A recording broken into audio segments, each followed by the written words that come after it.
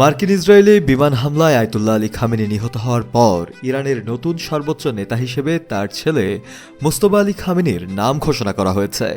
সোমবার ৯ মার্চ ভোরে দেশটির রাষ্ট্রীয় গণমাধ্যম এই ঘোষণা দেয়। এতে বলা হয়, ইরানের নেতৃত্বের গুরুত্বপূর্ণ এই পদে এখন দায়িত্ব নিচ্ছেন মোস্তফা আলী খামেনি। একমাত্র স্মার্ট সিটি বসুন্ধরা, আধুনিকতায় এক ধাপ এগিয়ে।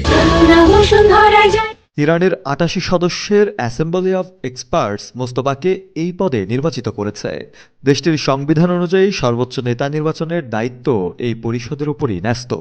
পরিষদের সিদ্ধান্তের ভিত্তিতে আনুষ্ঠানিকভাবে তাকে দেশের সর্বোচ্চ নেতা হিসেবে ঘোষণা করা হয়েছে।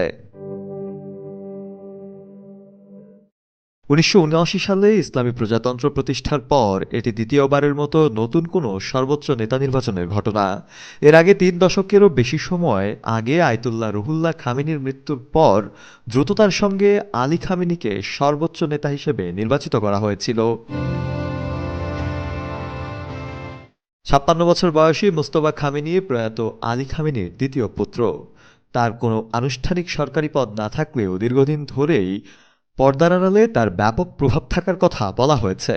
বিশেষ করে দেশটির শক্তিশালী সামরিক বাহিনী ইসলামী বিপ্লবী গার্ড বাহিনী আইআরজিসি এবং আধা সামরিক বাহিনী বাসিজের সঙ্গে তার অত্যন্ত ঘনিষ্ঠ সম্পর্ক রয়েছে।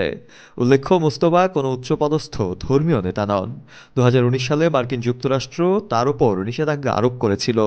তৎকালীন মার্কিন ট্রেজারি বিভাগ তার বিরুদ্ধে বাবার আঞ্চলিক লক্ষ্য পূরণ ও অভ্যন্তরীণ দমনপীড়নে আইআরজিসি কুদস ফোর্স ও বাসিজ বাহিনীর সঙ্গে ঘনিষ্ঠভাবে কাজ করার অভিযোগ এনেছিল। শফেল মাওলা, কালের কণ্ঠ।